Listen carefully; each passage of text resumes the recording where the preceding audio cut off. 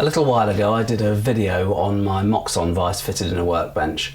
Since then it's seen a great deal of action, coming with me to all my shows.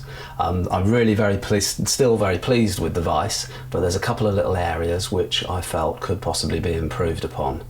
The wheels spin in and out beautifully, but I was finding that was exactly what was happening when I was doing the setting. I was spinning them out and then spinning them back in again, and there was a great deal of free spinning to get the fitting that I wanted. So ideally I wanted something more precise on this, and I'd like to show you what I did.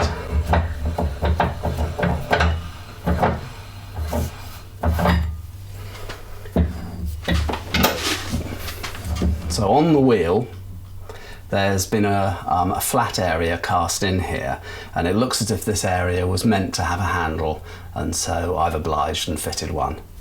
It's very easy to do because the wheel sits flat on your drill press, and the iron cuts really easily, so it's quite easy to put a straight clear hole through there.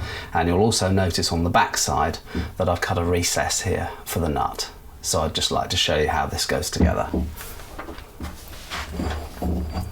So the bolt goes through there, and I've got a wooden handle, and on the back is a little locking nut.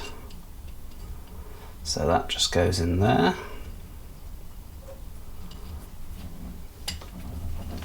And that screws up.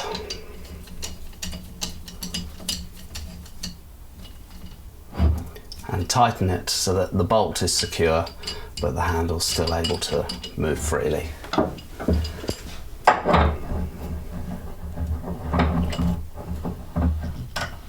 So installing the wheel, you can see now that I can adjust that quickly but very precisely.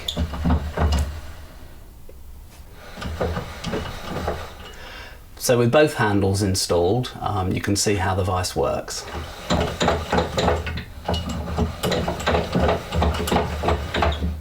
Runs in nice and smoothly and exactly where I want it. But here you can see the other issue that I have. The actual jaws themselves go in nicely with the wheels, but they don't come out again. So once you've made your out adjustment, you need to then move the vice outwards. So in order to counteract that, I've decided to add a couple of springs to the inside, and I'd like to show you that now.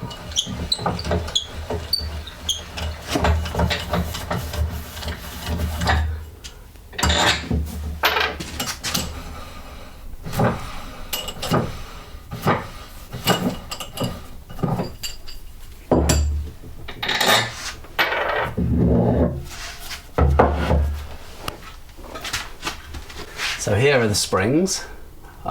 They're sized to go over the 3/4 inch bolt, so I think they have a 20mm internal diameter, and they're fairly strong, but not too strong. I can actually compress them with a finger and thumb there. So sliding these two on.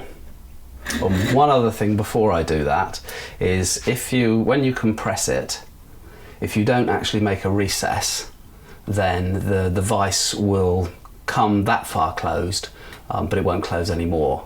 So you can see here on the inside of the jaw, I've made a recess which is the equivalent of the thickness of the spring when it's compressed. So I'd like to show you how these work. So the springs slide on there, the jaw goes on there, on with the washers, on with the nuts, and now you can see it in action. So it slides in smoothly, and then when you want to come out again, the jaws come back out again. So you can have them going one way, going the other, and everything is fully under control, and you can adjust it exactly where you want to. In all, these two minor upgrades cost me about £6 and took me an hour's time to do, but they've transformed the use of my Moxon vice. and I hope maybe this is something that you could perhaps take advantage of yourself. Thank you.